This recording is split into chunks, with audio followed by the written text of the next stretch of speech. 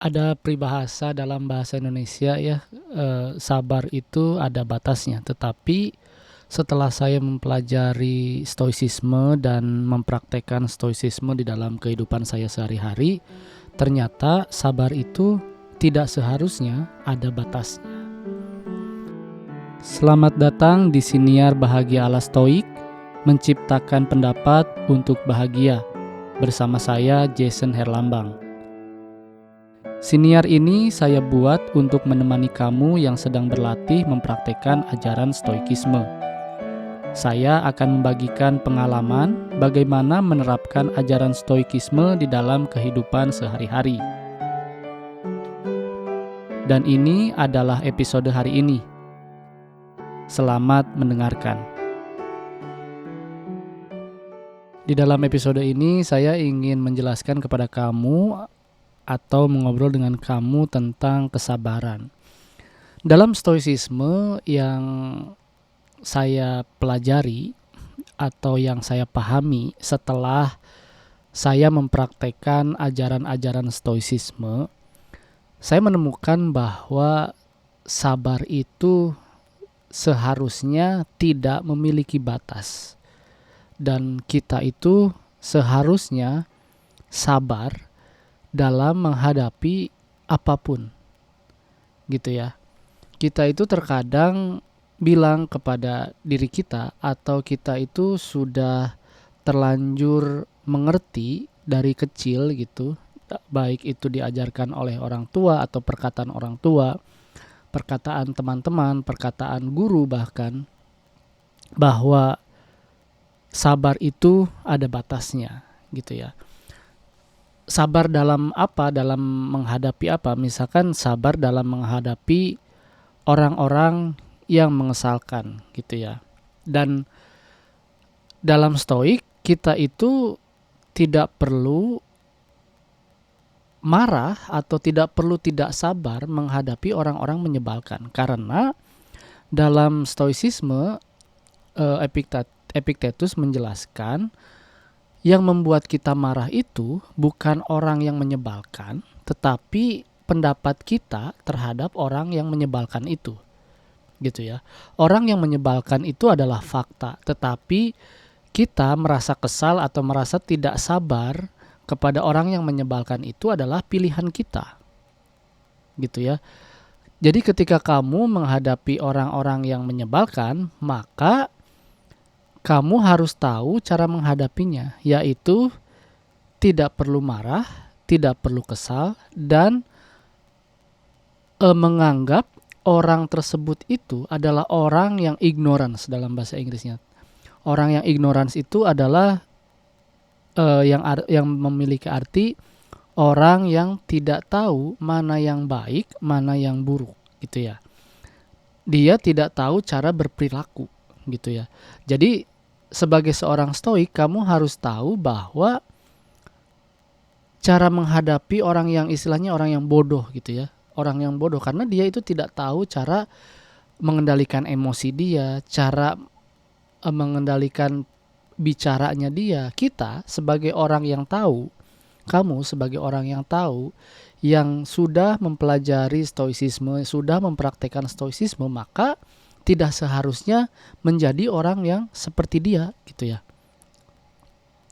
Kata Marcus Aurelius, the best revenge atau pembalasan dendam yang paling baik itu ya tidak menjadi seperti orang yang seperti dia, gitu. Menjadi orang yang menyebalkan menurut kita, gitu ya. Ketika orang menyebalkan, ya kita harus sabar saja. Harus sabar dan kita harus tahu cara mengendalikan pendapat kita. Satu-satunya yang saya pelajari yaitu menaruh pendapat bahwa orang itu adalah ignorance, karena itulah yang diajarkan atau disarankan oleh guru-guru stoicisme, gitu ya, dalam melihat orang-orang yang menyebalkan. Dan tentu saja Marcus Aurelius pun menyarankan untuk kita berlatih melakukan premeditatio malorum. Setiap pagi misalkan kamu sebelum sebelum melakukan kegiatan gitu ya, baru bangun tidur, kamu berlatih untuk melakukan premeditatio malorum. Premeditatio malorum itu adalah kebalikannya dari positive thinking gitu ya. Kita itu sebagai stoicisme, kita itu harus melakukan atau berlatih untuk bernegatif thinking. Misalkan kita hari ini, atau kamu hari ini, atau saya hari ini akan menghadapi orang-orang yang menyebalkan, seperti tetangga yang menyebalkan, teman kerja yang menyebalkan, klien yang menyebalkan, lalu bos yang menyebalkan. Tetapi kita dengan premeditatio malorum tersebut, kita akan siap untuk menghadapi orang-orang yang menyebalkan. Siapnya dalam kata apa?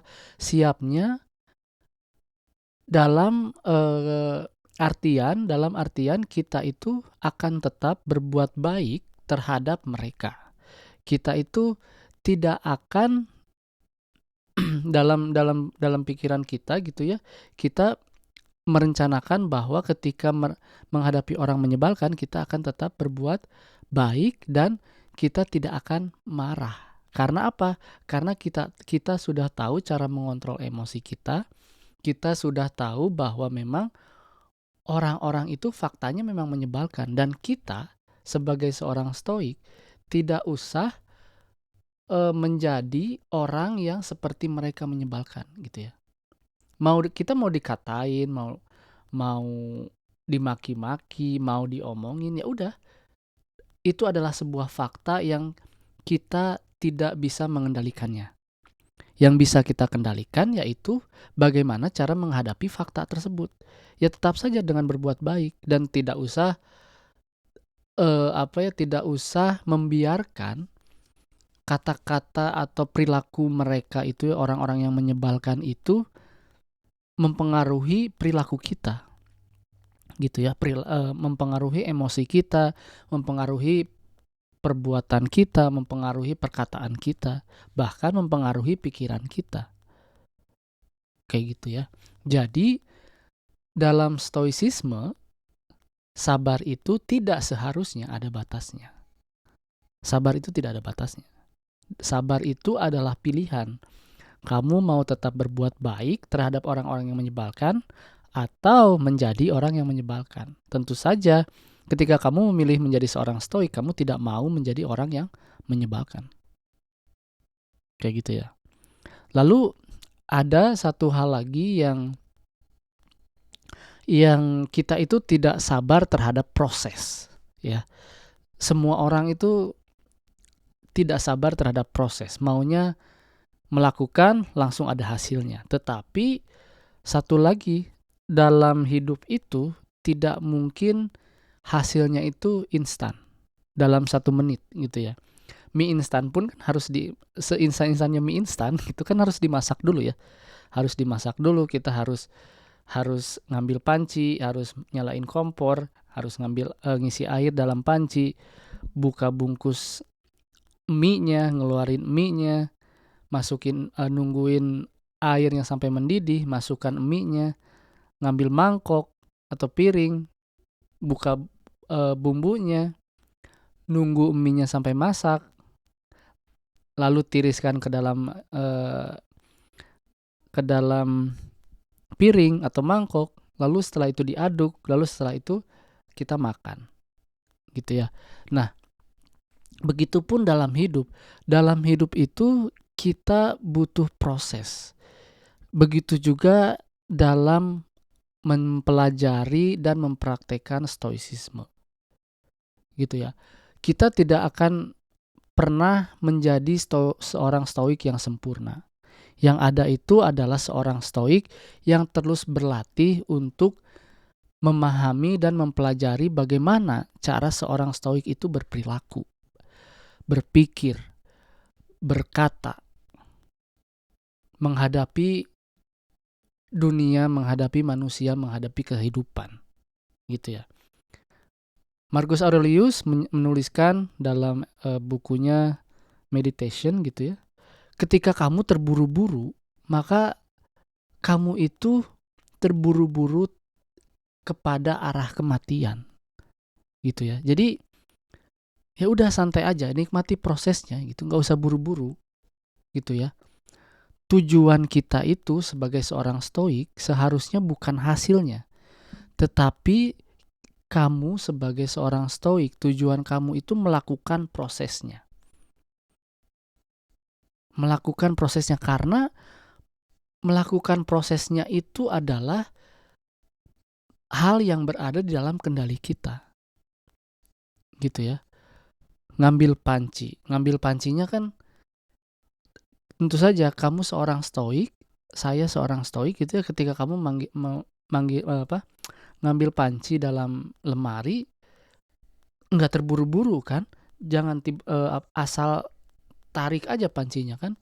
Ketika ada sesuatu di atas pancinya, kamu harus ngambil dulu sesuatu itu yang di atas panci itu, keluarin biar nggak berantakan, lalu ambil panci yang kamu inginkan, lalu taruh kembali panci yang tadi menghalangi panci yang ingin kamu ambil gitu ya. Sabar gitu, jadi pelan-pelan nikmati prosesnya. Satu hal demi satu hal, nikmati hal tersebut, nikmati prosesnya. Jangan terburu-buru. Begitu juga ketika kamu ngisi air ke dalam panci, kamu nggak bisa ngomel-ngomel terhadap keran air itu untuk ngisi panci kamu agar penuh dalam 1 detik, nggak bisa kan? Ya, jadi nikmati prosesnya, nikmati tetes demi tetes air yang keluar dari keran air yang mengisi panci kamu untuk memasak mie tersebut. Gitu ya. Nikmati ketika kamu menutup kerannya itu, nikmati jadilah orang yang bahagia ketika melakukan apapun dalam hidupmu gitu ya. Nggak usah terburu-buru. Ketika kamu terburu-buru, maka buru-buru kamu itu atau perilaku kamu itu juga akan toward to death gitu ya. Kita itu mengarah kepada kematian gitu. Ketika kita terburu-buru, maka kita terburu-buru ke arah kematian. Jadi nikmatin aja. Mau pergi ke kantor, nikmatin prosesnya, gosok gigi, mandi, bangun pagi, pakai baju, nikmatin setiap gerak tubuh kamu itu gitu. Pasti kamu akan merasa apa ya? Saya sendiri ketika saya melakukan segala sesuatu, itulah yang saya lakukan gitu. Menunggu, bersabar, menikmati gerak demi gerak tubuh saya sendiri gitu ya. Mengambil baju, memakai sepatu, mengunci pintu. Just feel it gitu, rasakan apa yang kamu lakukan gitu. Cintai apa yang kamu lakukan gitu ya.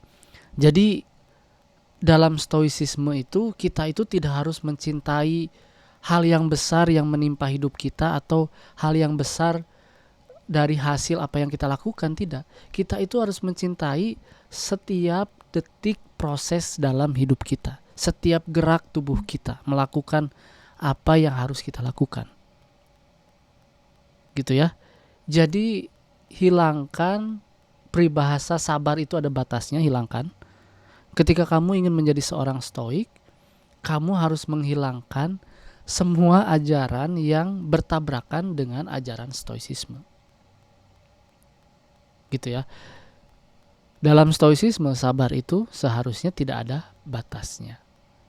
Sabar itu adalah sebuah keindahan, keindahan seni. Bagi saya itu sabar itu adalah seni yang harus saya latih setiap detik, setiap menit, setiap jam, setiap hari.